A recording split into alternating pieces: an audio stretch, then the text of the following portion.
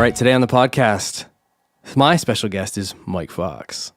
Fox, Ian. You, former artist management type, music industry type. You were responsible for some pretty cool bands, kind of helping corral them and pave them through this confusing music industry that we sometimes get lost in. But you've recently kind of shifted careers, and now you're working for World Vision Canada. It's awesome. Thank you. So let's start kind of from the top, and from the artist management type. What was a day in the life of with Mike Fox or stuff like that?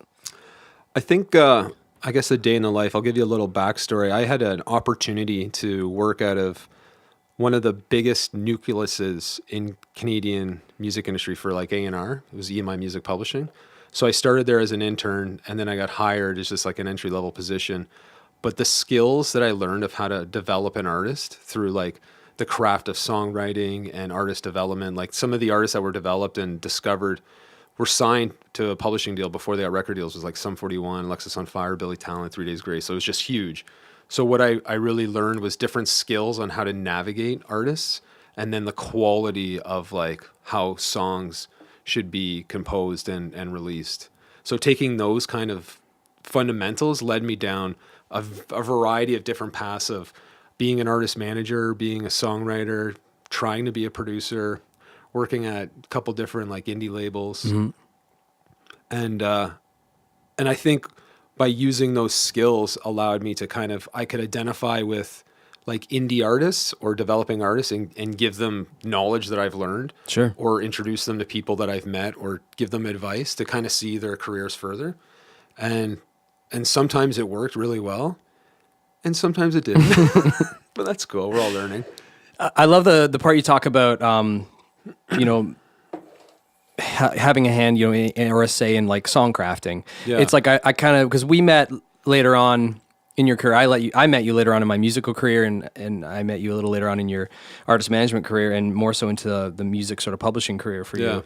But I kind of wish I'd met a guy like you when I was younger, because I wish I had a lot more people helping with songwriting and structure when I was younger. Because I think some of the mistakes I made were probably a lot of the mistakes that artists were making, and maybe you had a hand in saying, "Hey, let's instead of doing that, maybe try this." Yeah, I think songwriting's like extremely hard. Yes, and if I really knew what I was doing, I probably wouldn't be sitting here right now. I'd probably be on my boat, and I'd be interviewing you. We were, and this is fact, just discussing a song that we had a little sync on. We've just found out that it got picked up on a couple of shows in Europe, and apparently we're all surprised about it. So where's the money? I didn't know about this. Maybe there's not a yacht there, but we're still talking about a couple of tunes out there in the world floating around. So. Yeah. What was I want to talk down with Webster, because I know that was one of the kind of like token magical kind of artists you got to work with, and they were pretty popular at the time. So how did that come about? And let's talk about that. I met them through my business partner at the time, James Robertson, who was producing them. And James and I worked on a project for a couple of years, and we got to meet the Canadian industry at large, just like agents, all the A&R people, and really learn some valuable lessons through all of that. Right. That when I saw Down with Webster do it was like their original independent release I think it was called the Reverb or something like that. And like they put it on themselves, and I went to their show just to support James and see these guys live, and I was completely floored by just their live entertainment value was phenomenal. Oh, and they didn't have a team at that time or a real strategy of like, okay, what can we do grassroots? So then I came in and just started connecting with them, and we just tried doing a bunch of stuff, and stuff started working. And then getting them a booking agent and getting the Canadian industry excited, and then getting like the American industry excited. And it started to really work. And then everything that we were trying to do actually happened by getting an American record deal and a release. And then I think they gave it a good shot for like maybe 4 years after that. And then sometimes things just don't work. But I actually saw them in December, their new band, Honors, and it was amazing. Oh, yeah. I mean, really of course it would be, right? Yeah. You take all that time you spent, the things you've learned. Totally. And now it's like you flip it a bit and you start fresh, maybe. Yeah. I don't know. That's cool, though. They're called Honors? Honors, yeah. Yeah, nice. Always, I think for them, like they were always striving to become like insanely great, and just weren't afraid to learn and to put in the time. I think that's kind of rare, man, in bands, because I find, in the scene that I kind of grew up in, and in the scenes that you see throughout even the country and the United States, I hate to use the word ego, but bands kind of get a bit of a, hey, I can do this and I'm good at this, so I'm not going to listen to other types and listen to other ideas of how maybe I can grow. And I find that when you maybe a band like that, it's kind of rare in that they were doing their thing and they were building a hype and building a fan base, and all of a sudden a fellow like you comes by and then they listen, and then because the way I saw it was it felt like a blink of an eye when all of a sudden this Down with Webster. And one of the guys had a backpack, and like it was just so crazy. It was like I thought one of them was like a raver or something. But then I heard the music and the songs, and I saw the show, and I thought, holy crap, this is like. And it makes sense. It's a band that not only like knew kind of where they wanted to go, what they were doing, but they also listened. And I find that's kind of rare. And they put in the time, like when you kind of learned who they were a band for like 8 years, right, or 6 or something. But whatever, like still like putting in hours and hours of just working on their crafts. That's cool. Wild. Yeah. That's a great story. So I do want to talk now because, I mean, you go from a really cool gig in the music industry, meeting a lot of great people, and then all of a sudden, World Vision Canada. How did this come about? It's weird, man. Super weird. So I had an opportunity to go to Nicaragua with my now wife, and I thought I was going to go there to learn how to surf. But instead, I just learned life, and it kind of like shocked me. And coming home from that experience of just like seeing poverty on that level, I don't know. It just kind of it put things in a different perspective, like a perspective of just gratitude of being Canadian, gratitude of everything I've been able to accomplish just in the career and my network and my friends and family. And it just kind of awoken this part of my soul that I've always had. Just through like my genetic wealth of my parents, like were really active in the 70s in the youth corps. So I've always had this like DNA of like trying to help, and reflecting back to through my journey in the music industry for whatever I was doing, I always like wanted to help people. I was always trying to help people. So I don't even know how this happened, but I discovered this job posting for working at World Vision to be like essentially the intersection of like the entertainment industry and like social justice. And I was the only one that applied. I'm just kidding. No. And then I started working there, and it was just like this crazy time where everything started to become more clear of just like purpose and adding value to people and feeling fulfilled. And mind you, maybe if I was extremely successful at everything else I was trying to do, I probably wouldn't have considered something like this, but I think it was just like the timing and the place of like how it all came together. And it's just been a complete like honor and just really cool that I've been able to help people in the darkest corners of the world through the entertainment industry in different facets. It's fun. It's such a great story because it all kind of makes sense to me listening to it. And you go from a type that, quote unquote, manage bands or assist bands. Like it all makes sense now that you flipped it and with World Vision Canada now, and you're kind of doing the same thing. It's just like you said, it comes from a place of just helping and wanting to help and wanting to do better. I mean, I've known you as the type. It's like even if you're if we were ever writing a song or anything like that, you always felt like, okay, can we do better? And do we want to dig into this and make it better? And I just think that's amazing. What kind of what kind of places have you been now? Now that you've been with World Vision, man. I want to talk about the things that you've seen. I mean, Nicaragua and the surfing trip.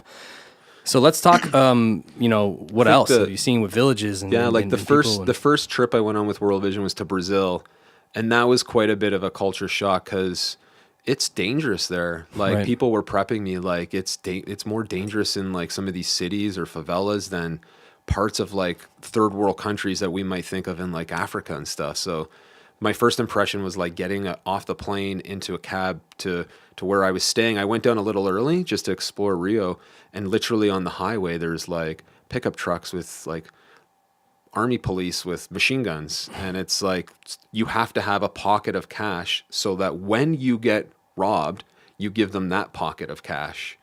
And just and like other little things where it's like if you see like a child with like bare feet coming up to you, like just get ready, because if they do kill you, if they're under the age of 16, then they will get released from jail at the age of 16.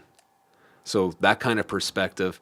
But then at the same time, just seeing the amazing work that World Vision's doing there, specifically through the generosity of Canadians to kind of build like sustainable communities and building into youth programs and just empowering people and giving them the tools and the resources to like try to accomplish whatever their dreams might be, or to create like protection for their children. That was the first trip that like really kind of shook me. I went to Ecuador, not Ecuador, Honduras. And Honduras was like, it used to be until a couple of years ago, like the murder capital of the world. Wow. So it's like, you're not even allowed to have your window down in the trucks we're in, because there'd be people coming up beside you just trying to rob you. Lots of police stops. We would go into like the intercity of some areas, and they would have these young kids that were called Eagles, and they basically are the eyes for the older gang members. And they would kind of see and monitor what was happening and who are these white guys and what's going on. And if they didn't like it, they would tell you, we don't like it. And we would listen to them, because we didn't want to create any conflict, because World Vision would be in these communities and they're trying to help different people that aren't part of these gangs. But it's like you're taking orders from like a 10-year-old, and we're adults, but we realize the voice of that 10-year-old is for these gangs that are running the country and corruption. It's crazy. Like there was a situation where we brought one of our artist partners there, and we visited his sponsored kid. And this is like poor. Like there's 9 people living in this tin house that they've put together. It's not even a real plot of land. It was like on a dirt road, and the kid's in a wheelchair, and we're walking to this little community center that's like 2 blocks away. It's like nothing. It's like 5-minute walk. And we hang out at the community center all day, and we're playing songs and laughing, creating joy, and it was really cool and special. And then this partner that we took down there, this musician, was walking the child home with the child's mom and a couple of the child's sisters, an aunt, and there's like maybe 6 of them, and then our guest, and we had like a security guy that was there, and they were walking, and all of a sudden a couple little Eagles came up. It's like, we don't like this white guy walking him. So our security intel guy was like, okay, we have to stop. We'll let them continue on, and we'll just go back to the community center. Wow. Yeah, real. Like, we don't deal with that in Toronto, in Canada. Yeah, I was just about to say, like, let's talk about the juxtaposition of like Canadian life. Dude, it's like every time I come home, I'm like extremely thankful that I was brought up in Canada. I was born in Canada, that we're not perfect, but we have the resources and the freedom to do things. Freedom, right? We have freedom to eat anything we want. Yeah. If you have money, you can go into any store and buy anything. Sometimes people don't have the freedom to have a choice for the food they're eating. And those choices or lack of choices cause malnutrition. And malnutrition causes like stunting in like your growth and your like capabilities of like accomplishing things in life. So then you're stuck in like a poverty cycle. It's insane. I went to Africa for the first time last March, and that was like a complete like 180 like shock of just like, I felt like maybe Brazil and like Latin America, there's some Western North American ideas to it, but in Africa, when you go into like these rural communities where it's literally like thatch roofs, mud huts, kids walking. There was this one school, kids would walk 20 kilometers through the bush. Like 10-year-old kids would walk 20 kilometers through the bush to get to school. And I used to live a 5-minute walk to my high school, and I would never want to go. And these kids would walk 20 kilometers, sleep in the school, make their meals in like an open fire pit, and sleep on the school floors. Wow. And I didn't want to go to school. And these kids are like risking their life to go to school. So they would sleep there all week and then walk home on the weekend. I ran a half marathon once. It took me 2 hours to run 20 kilometers, and I collapsed after. I can only imagine how long it takes like a 10-year-old, a 16-year-old kid to like walk 20 kilometers. Like it definitely has a slap to the face in perspective, right? In the fact that you're like, and I mean, it does make sense. And man, it's kind of now the ultimate give back. I feel like we're working with organization like World Vision. Like it must feel good to you to kind of like, yeah. I think the biggest fulfilling thing is that I'm able to use my talent, skills, and I guess a thirst for learning how to do things better. Yeah. And the effect of all of these things is to help people, and experiencing the actual impact that Canadians are contributing to by the generosity of just donations or whatever way it looks like. And it actually creates a difference. And sometimes it might feel a little small, but even if you can help one person, what is that one person? Who is that person helping? Or their family or whatever. It's like, we're always trying to turn just a little ripple of generosity into like a tidal wave of like love, really, right? And it takes like the small little things of just how we do our daily lives or perceptions of stuff to create bigger change. So it's been really, like really cool, and met some phenomenally inspiring people and traveled all over. I went to Mozambique in the fall with the Harlem Globetrotters. It was like their first time ever going into Mozambique. So a lot of media, we'd go into these like villages and like they would do their Globetrotter trickery. And it was just like, it was so cool. And like some of the times you go into these villages, they might have not even met any international people, but they greet you with like song and dance. It's like how primal is that? Like you welcome somebody in your house and you just start dancing and singing. Like as someone that loves music, and music's been like this thread woven into my life fabric, it's like you just get like emotional. Like there was this one situation, I brought a couple artists to Zimbabwe, and we met the artist's sponsored child, and we went into their classroom, and it was kind of awkward because they're all at their desks and we're like trying to engage, and they're like looking at us like, who are these people? Like, why are they here? And then we kind of meet the sponsored child, and I started giving out like little balloons, and like, you know, when you do like the squealing noise, like, you blow it up, and you kind of like, they're kind of like laughing, and we're having fun. And then one of the musicians I brought there brought his didgeridoo. He's from Australia, and he just started playing the didge, and you could see like the kids are like, they want to like they want to dance, they want to get up, like you could feel it, like, and then they're like kind of looking at their teacher, and the teacher's like, you guys, I don't know what he said, but I thought he said, if you guys want to dance, let's dance. Let's dance, yeah. So then all of a sudden they just started like dancing, and we're like, okay, let's move the desks out of the way. Let's get everything. And then these two kids come running in with like djembes, and it was like we were performing for them, and it hit like this tipping point where all of a sudden we stopped. And we're looking at them, and they're like jumping up and down and singing at the top of their lungs, like with the most heart and feel you could ever imagine. And these are like 10-year-old kids, and it's just like next level. Like it was just one of these moments, like, how did this happen? I'm going to remember this for the rest of my life. I have it all on video. It was perfect. And the kicker was I walk outside and I look into the other classroom that's like separated by like just like cinder block, and they all have their heads in their desk. Like they were probably curious of like, is that like a rave going on there? Like what's going on there? The most magical moment ever is going in on. the history of the country, and everyone else is just like but it's like it's like that stuff. Like, and then I'm like, why am I here? Like, what am I doing here? Like, why me? Like, how can I be this lucky to try to share these stories and try to inspire other people so that we can create more stories like this? That's incredible, man. Also hilarious on the side of story A versus story B.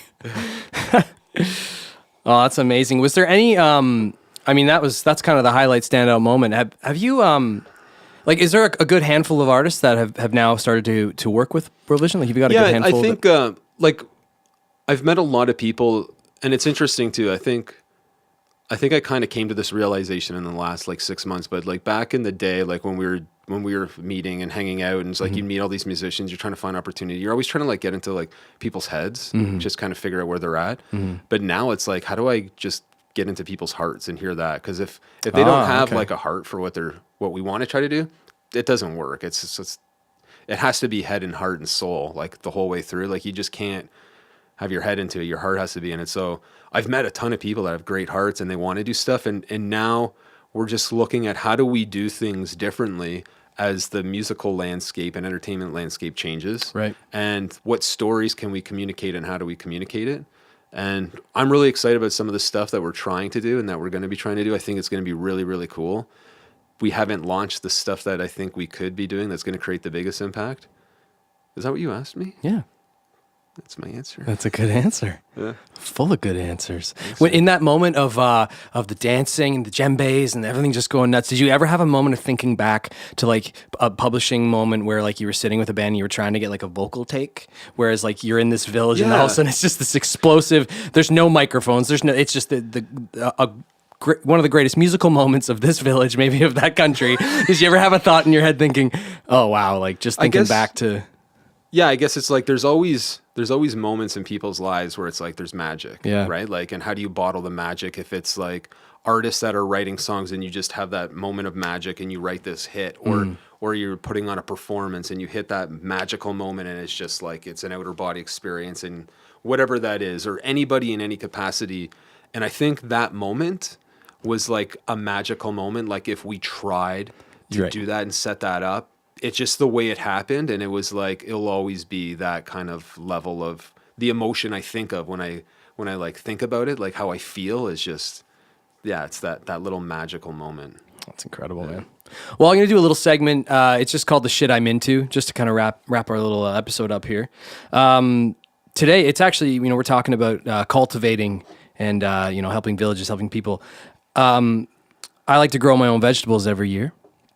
And we are the season is upon us now, where you start you start your seedlings, and I've got them in my my little mini greenhouse at the in the back of my basement here. And anyway, I was going to bring the tray out and show you all my awesome seedlings and how they're sprouting. And I can assure you that it's happening. But there's something really awesome about taking the responsibility on your own shoulders of growing your own vegetables, taking care of them from seeds. Cool, man. Yeah, sprouting up as the little sprouts coming up, and then taking care of them. And you got to transplant them, and you usually do this 6 to 8 weeks before the last frost. So for people out there interested in doing things like this, check out what your frost zone is. Mm-hmm. But get into it. Try to get organic soil if you can, organic seeds if you can, and give it a go. And then you got to do what's called hardening. So you got to take them outside for only a few hours a day, just before you start planting, about 2 weeks before. And I don't know, I'm totally into growing your own vegetables. I think it's a great feeling. There's that success, you get to pluck that tomato, and there's something better about it. It tastes better than something you buy off a shelf, So always made with love. So that's the shit I'm into. Fox, what are you into right now? Tons of things, man.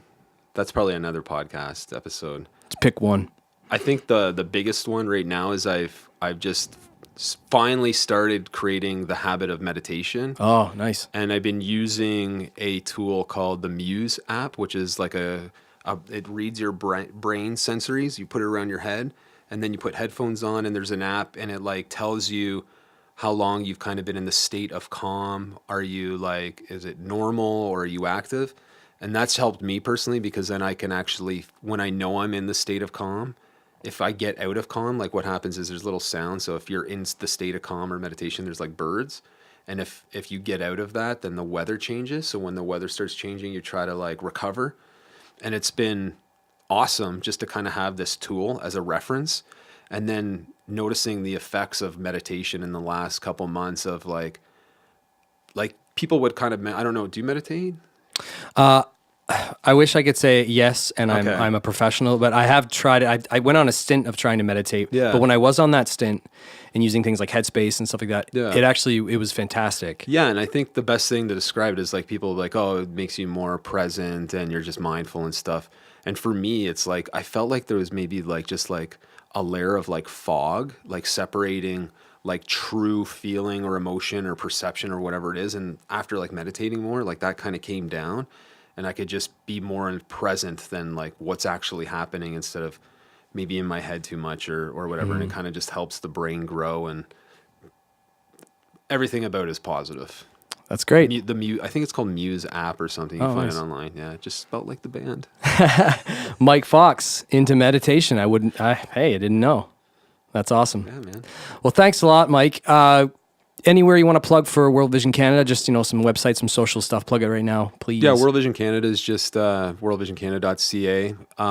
Anything for myself, my Instagram's pretty, I try to populate it with different experiences, and my handle is just Mike T. Fox. Other than that, keep it real. Mike T. Fox. Always. Such a cool name. Yeah. Coolest name in the industry. All right, thanks a lot, Mike. Appreciate it, man. Thanks for doing the podcast. Okay. In Blackwood, talk smack.